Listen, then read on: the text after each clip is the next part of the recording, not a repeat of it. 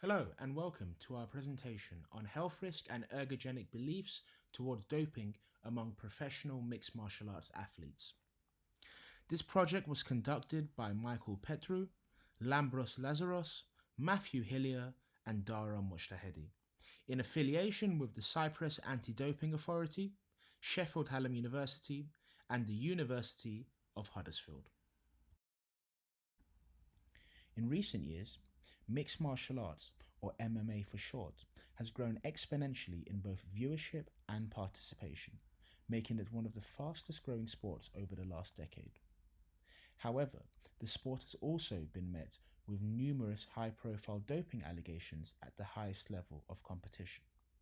In fact, the United States Anti-Doping Agency, or USADA for short, reported 116 doping violations in the past 5 years within just one mixed martial arts organization alone.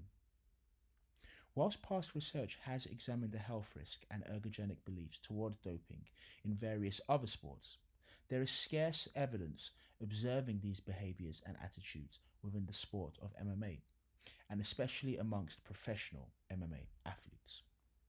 As a part of a larger research program, the present research was concerned with self-reported doping use and the perceived health risk and ergogenic effects of doping use in an international sample of professional MMA athletes. The study received ethical approval by the Cyprus National Bioethics Committee and was funded by the Cyprus Anti-Doping Authority. Overall, we collected 249 responses from MMA athletes across 16 different countries. Data collection had completed by September 2019. Within the present report, we discuss findings relating to the 140 professional MMA athletes that took part, of which 79.2% had competed professionally for at least 2 years. The measures included a self-reported doping use, perceived health risk from using different doping substances, which were reported for both short-term and long-term use. Short-term relates to usage for up to 2 months, and long-term related to usage for over 2 months. Participants responded to each different substance's health risks using a 5-point scale, with 1 equaling no harm and 5 equaling serious harm.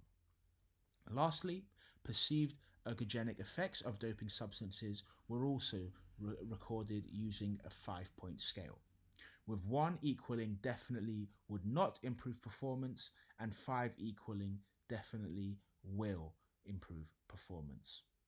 All the substances used within the questionnaire were taken from the World Anti-Doping Association's Prohibited list, and all of the measures were adapted from the World Anti-Doping Association's Social Science Research Package for anti-doping organizations. Now on to the key findings. In relation to self-reported doping use, the majority of our respondents, 66.7%, stated that they had never used or thought about using doping substances. 29.6% of the respondents had reported contemplating using doping substances but never actually did. And 3.7% of the respondents admitted to past doping use.